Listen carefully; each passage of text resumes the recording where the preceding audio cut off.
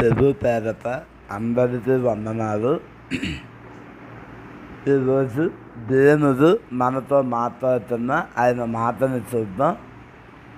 ఆయన మాటని చూసి ఆయన మాట ప్రకారంగా బతకడానికి పోరాడదాం, ప్రయత్నిద్దాం. ఏంటంటే మనం ఈ రూప సంబంధిస్తారు నోరిస్తారో పోరాడుతాం కదా, దానివల్ల మీరు ఎంతుందో మనకు తెలుసు. కానీ దేవుని మాట వల్ల మీరు ఇంకా ఎక్కువ ఉంది. కాబట్టి ఆయన మాట తగ్గదంతా జీవించడానికి మనం ప్రయత్నిద్దాం. అది మనకు లేదు, మన తరాలకు లేదు. ఒకసారి ఏం చేసిందంటే యేసుప్రభు వారు ప్రార్థన చేసుకుంటుండగా శిష్యులు చూసి గమనించి ప్రార్థన అయిపోయిన తర్వాత ఆయన దగ్గరికి ఒక శిష్యుడు వెళ్ళి, తెలువా యోహాను తన శిష్యులకు నేర్పినట్టుగా మాపును ప్రార్థన చేసి నేర్పమని ఆయన నదిదను. ఎవరిని అవలేదండి? యేసుప్రభు వారిని ఒక శిష్యుడు అడిగారు. ఇది రూపాసువార్త 11వ అధ్యాయం 1వ వచనంలో ఉంటుంది. ఆయన ప్రార్థన అయిపోయిన తర్వాత ఈ శిష్యుడికి అంటే అందరికీ ఆసక్తి వచ్చి వాళ్ళు మాట్లాడుతూ ఉంటారు. అదే మన ప్రభువారు, మన గురువువారు, మన రద్దు, మన యేసయ్య ఎప్పుడు ప్రార్థన చేస్తుంటారా. ఎన్ని పనులున్నా అలసిపోదు, ఎప్పుడు ఉదయాన్నే ప్రార్థన చేస్తుంటారు, సాయంత్రం ప్రార్థన చేస్తుంటారు. ఆయన సపరేట్గా ప్రార్థన జీవితం కలిగి ఉంటారా అని వాళ్ళు ఆసక్తి వచ్చి, అలాగే యోహాను కూడా ప్రార్థన జీవితం కలిగి ఉంటారట, ప్రార్థన చేస్తారట. వాళ్ళ శిష్యులతో కూడా మనం మాట్లాడాం కదా, వారు కూడా ప్రార్థన చేస్తారట. మరి మనం ఎందుకు చదిపోదు, మనం కూడా చేద్దాము అని వాళ్ళు ఆసక్తి వచ్చి ఒక వ్యక్తి ప్రతి డ్యాంలో ముందు ఒక వ్యక్తి ఉంటారు కదా, ఈ డ్యాంలో కూడా ఒక వ్యక్తి వెళ్ళి ప్రభువాన్ని అడిగారు, ప్రభువా మా ప్రార్థన నేర్పించు, నాకు ఆసక్తి ఉంది చదివారని. అది ఆ మాట చదివినప్పుడు చాలా ఆశ్చర్యం వేసిందండి. నిజమే కదా, ఈ రోజు మన ఆసక్తులు ఏ విధంగా ఉన్నాయి. ఒక ప్రేసలో తెల్లవారు పాపం తినేటప్పుడు అందరికీ ఒకే పాపం చెప్పేది ఒకే మాస్టర్, కానీ కొంతమంది మాత్రమే చదువుతారు. సార్ మీరు ఆ లెక్క చెప్పారు కదా, అది నాకు అర్థం అవ్వలేదు, అది చెప్పండి.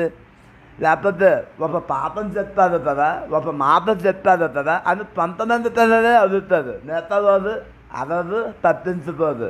అయితే అదిగిన పిల్లలు బాగా చదువుతారు, మంచి మార్పులు వస్తాయి. అలాగే మన ఆసక్తి వారు ఈ రోజులని ఒక పని నేర్చుకున్నప్పుడు ఆ పని కావాల్సిన విషయాల్లో ఆ నాయకుడు, ఆ గురువు ఎవరైతే ఉన్నారో ఆ మెలుపులు అది తెలుసుకుంటారా లేకపోతే అలా చూస్తూ ఉంటారా? అది ఒక పనిలో నిపుణత రావాలన్నా, ఒక పనిలో మంచి నైపుణ్యం సాధించాలన్నా నీ ఆసక్తి అలా ఉండాలి. లేకపోతే శిష్యుల ఆసక్తి ప్రార్థన చేసేది. ఈరోజు పరిస్థితులు అనబడుతున్న మనము, చర్చలేతున్న మనము, నాయకుడి దగ్గర ఉన్న మనము, పాస్టర్ దగ్గర ఉన్న మనము, మన ఆసక్తి దేంతుంది? ఎంతసేపు పాస్టర్లో వార్తం చెప్పేద్దో, లేకపోతే ఏదో పెద్ద పెద్ద పనులు చేసేద్దో, ఇదే ఉన్నారా? ఈరోజు సన్నంలో పరిచర్యనే అనుకుంటున్నారండి చాలామంది. పరిచర్యనే పరిచర్య. ఆ పని చేస్తున్న తర్వాత ఈరోజు సందాల్లో కొంతమంది ఎన్నో సంవత్సరాలు పెట్టి సందాలకు వస్తారు. అది ఒక వార్తం రాదు, ఒక పాట రాదు, ఒక ప్రార్థన రాదు. సడన్గా ఒక ప్రార్థన చేయమన్నా నేనా అమ్మో నేను చేయను. ఒక వార్తం ఒక 10 నిమిషాలు వార్తం చెప్పు అన్నా అమ్మో నేను చెప్పను. మరి దేనికి వస్తున్నారు వాళ్ళు? ఏం నేర్చుకోవడానికి వస్తున్నారు అంటే సంబంధంలో పెద్దగా ఉండదంట, సంబంధంలో చలామణి అవదంట, పనులు చేయదంట. పనులు ఎవరైనా చేస్తారండి. నువ్వేంటి ఒక 100, 200, 500 ఇస్తే పనులు, ఆ పనులు ఎవరైనా చేస్తారు. తను నిన్ను దేని ఎందుకు తెస్తారు? నీకు ఏదిస్తున్నా ఆసక్తి ఉందని తెట్టదు. ఈరోజు నీ ఆసక్తి దేని మీద ఉందో గమనించు. ఏదోజైనా నీ శాతనిదని, లేకపోతే నాయకులదని, పెద్దవాళ్ళని కొంచెం ఆత్మలో ఎదుగుతున్న వాళ్ళు కానీ నువ్వు ప్రార్థన చేసావు కదా, బాగా చేసావు, ఎలా నేర్చుకున్నావు అని ఏ రోజైనా అడిగావా? మాకు నేర్పించు అని ఏ రోజైనా అడిగావా? వార్తను ఎవరైనా చెప్తే నువ్వు బాగా చెప్పావు, మాకు నేర్పించు అని ఎవరైనా అడిగావా? నీకు ఆసక్తి ఉంటే కదా. కానీ మనం అడిగేది ఏంటంటే నువ్వు చెత్త వేస్తున్నావు కదా, ఆ చెత్త ఎత్తుతున్నావు బలేదండి. మనం నీ ఇంటికి వచ్చాం కదా, నీ ఇంట్లోని ఆ టీవీ తప్పని ఒక చిన్న బొమ్మ చూశాను, అది బలేదండి, అది ఎత్తుతున్నావు. నువ్వు మనం వేస్తున్నావు కదా చెప్పుదు, అది బలేదండి, అది ఎత్తుతున్నావు. ఏంటండి, ఏం ఆసక్తి ఏంటి? ఈ లోప సంబంధం పోలే ఎంతసేపు ఉంది తప్ప దేవుని సంబంధమైన ఆసక్తి దేవుడు. ఈ శిష్యుడు అదే నలలేదండి, ఎంతసేపు యేసుతో ఉంది. యేసుతో ఏం చేస్తున్నారా, ఏం మాట్లాడుతున్నారా, ఎలా బోధిస్తున్నారు, చాలా పుస్తకం అదే వేసేవారు. అందుకే ఆయన వాళ్ళు ఎంచుకొని ఈరోజు ఆ 12 మంది ప్రపంచాన్ని తలతిందులు చేసి ఈరోజు వరకు మన చేతిలో బైబిల్ వచ్చిందైనా మనకు ఆ యేసు తెలిసేదైనా కారణం ఎలాగా వారి వల్లే. వారికి ఆ ఆసక్తి ఉంది కాబట్టి ఈరోజు మన దొరతో యేసుప్రభు వచ్చాడు, వాళ్ళు తీసుకురాబట్టే ఈరోజు నీ దేవుని మీద ఆసక్తి నీకు ఉందా? ప్రార్థన మీద, వార్త మీద నీకు ఆసక్తి ఉందా? నీ ఆసక్తి దేని మీద ఉంది గమనించు, ఆలోచించు. దేనికి లేకుండా సంతాంతి నేర్చుకోదంట, కనుమరిస్తా మాట్లాడదంట. నేర్పించు. ఆ శిష్యులు అడిగిన మాటది యేసుప్రభు కొన్ని విషయాలు మాట్లాడుతూ లోపస్వత 11 అధ్యాయం 1 నుంచి 13 వచనాల వరకు. అయితే 5వ వచనం నుంచి వారికి ఒక ఉపమాన దీపంలో ఒక విషయాన్ని చెప్పారు. అదేంటో చూద్దాం, నేను చదువుతాను, గమనించండి.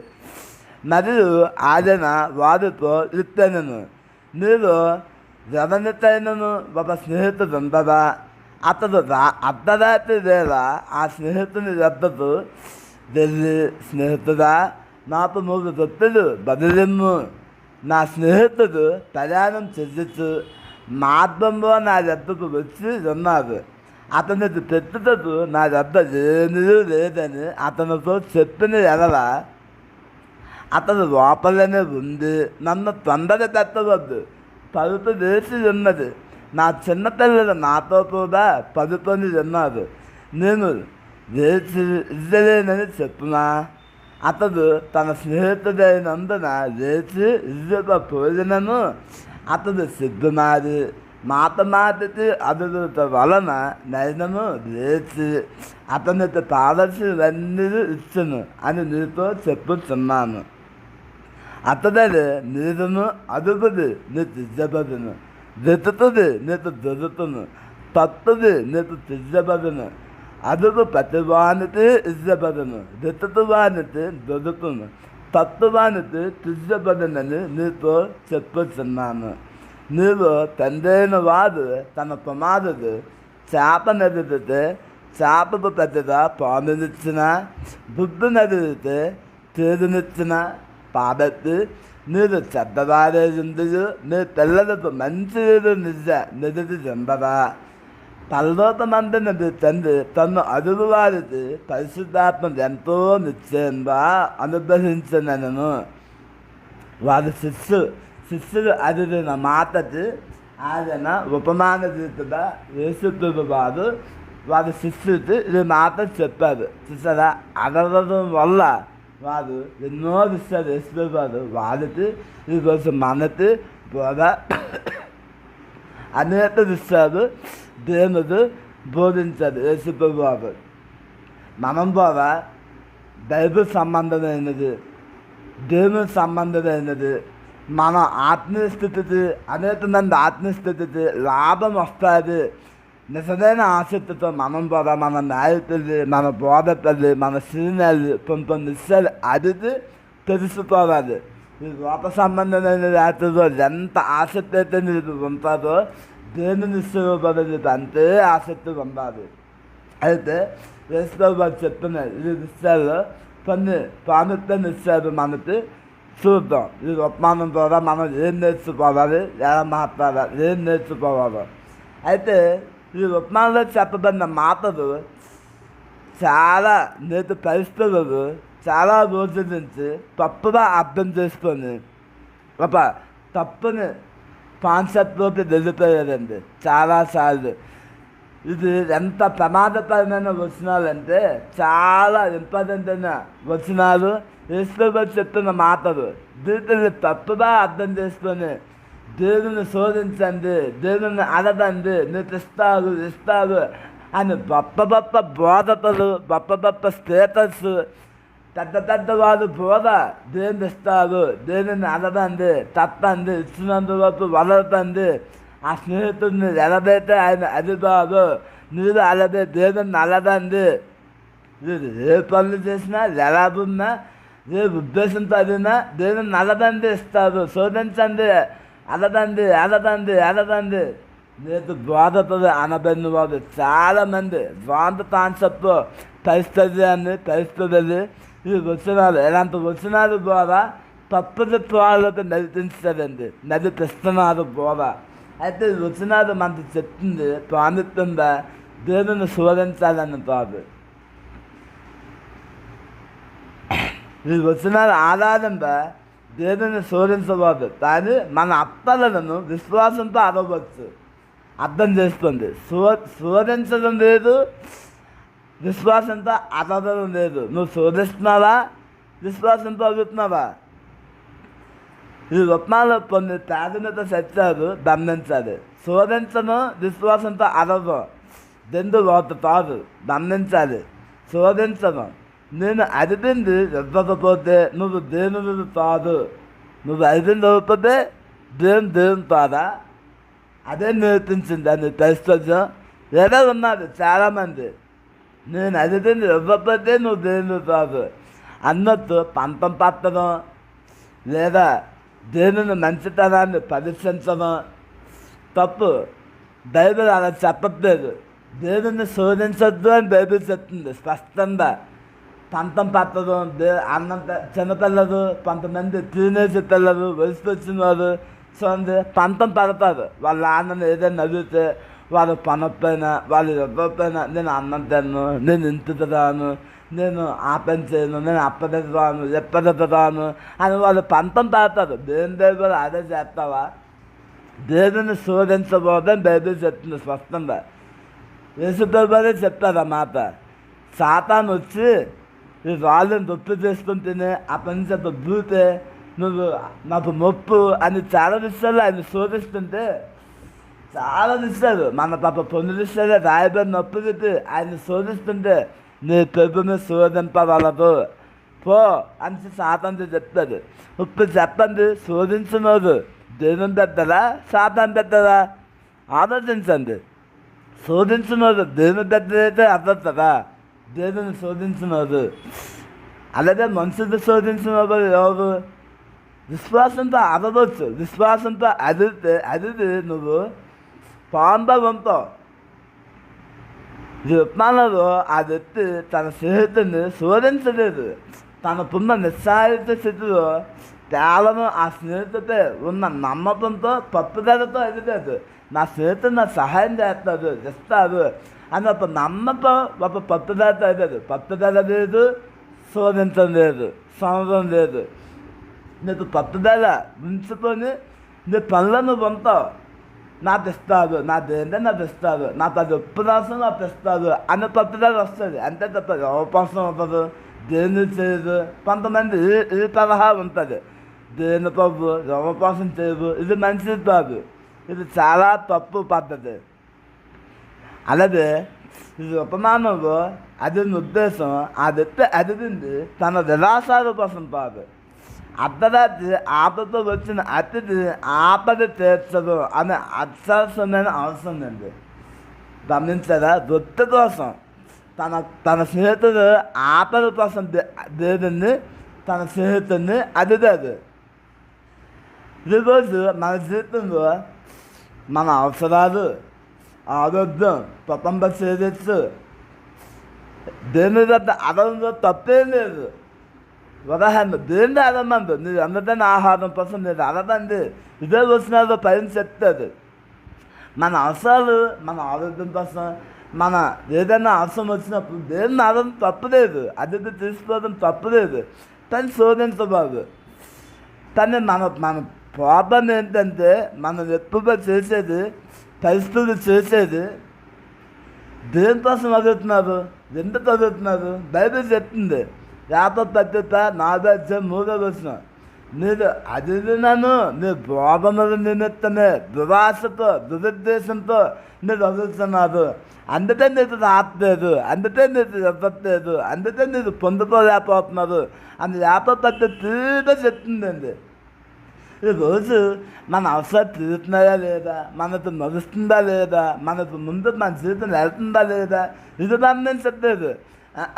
అది వాడుతుంది, వీడుతుంది, అందరి ఉన్నది నాపెందుకు ఉంది. నీ స్తోమత ఏది, నీ స్థితి ఏది, నీ కెపాసిటీ ఏది, నీ పరిస్థితి ఏది, ఇదేం ఆలోచించలేదండి. మాకు తెలిసిన ఒక ఆయన ఇంకోటి తీరు లేదని వాళ్ళ ఆదిది పిల్లలు అడుగుతున్నారని సరే పొందాము అని చెప్పి ఆయన బడ్జెట్ తగ్గట్టుగా ఒక మంచి తీరు అందరినీ అడిగి పనుక్కొని కొన్నారు. కొని ఇంటికి పట్టుకెళ్ళాడు. తీరు దిదించారు, చూశారు, అన్నీ చేశారు. అయితే ఆ తీరు చూసి అన్నీ చేసి దిదించిన తర్వాత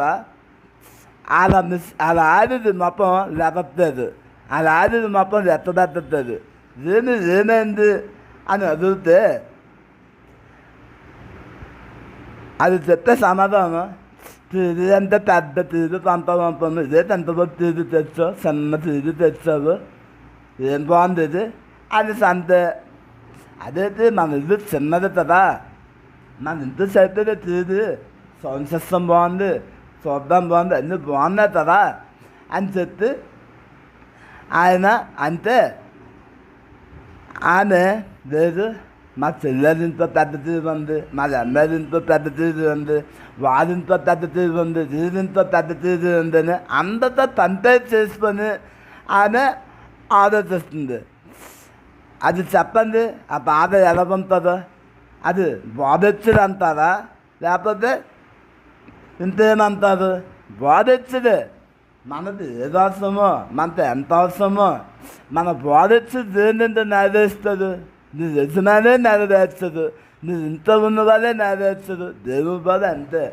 దానివల్ల నువ్వు పాడవుతావు.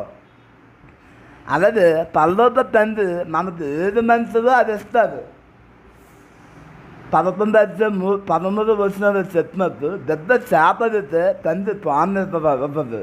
అలాగే మనం కొన్నిసార్లు లోక సంబంధమైన వాటిని అడిగినప్పుడు అది మన ఆత్మీయ జీవితానికి లేదా భవిష్యత్తుకి హానికరమైతే దేవుడు వాటిని ఇవ్వదు, నిరాకరిస్తారు.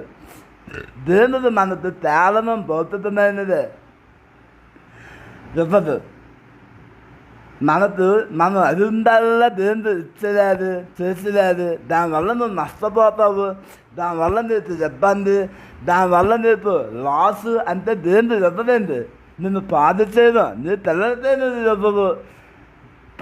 పామడితే పానిస్తావేంటి, నువ్వు తేలినిస్తావేంటి, దానివల్ల ప్రాణహాని. నీ ప్రాణం ద్వారా పోతుంది. నీకు ఆస్తులు నువ్వు అడిగిందల్లా నువ్వు తెచ్చి, నువ్వు పాలసిందల్లా నువ్వు తెస్తుంటే నువ్వు పోతావు, నువ్వు నాశనమైపోతావు. వాళ్ళ పదిని విస్తరించుట వాళ్ళ జీవం మూలం పదని బైబిల్ చెప్తుంది. కాబట్టి నీ జీవానికి మూలం ఏదో, నీ జీవం పనికొచ్చేదేదో అదే దేవుని ఇస్తుంది. నీకు ముఖ్యంగా నువ్వు కోరుకునేది దేవుడు నీకు ఇవ్వాలనుకుంది పరిశుద్ధాత్మని, పరలోక సంబంధమైన శాంతిని, ఆయనతో సావాసాన్ని దేవుడు ఇవ్వాలని నీకు కోరుకుంటున్నారు. ఆ వచనాలు పరిశుద్ధాత్మ నీకు ఇచ్చును అని తీరుగా యేసు చెప్పారు. కాబట్టి మనం పరిశుద్ధాత్మను అడగాలి, పరిశుద్ధాత్మను కోరుకోవాలి, పరిశుద్ధాత్మ పొందుకోవాలి. ఆ పరిశుద్ధాత్మ నువ్వు ఎలా జీవించావో, నువ్వు ఎలా ఉందావో, ఎలా ప్రార్థన చేయావో, నీ సావాసం ఎలా ఉందావో, దేవునితో ఎలా ఉందావో ప్రతిదీ నేర్పుతుంది.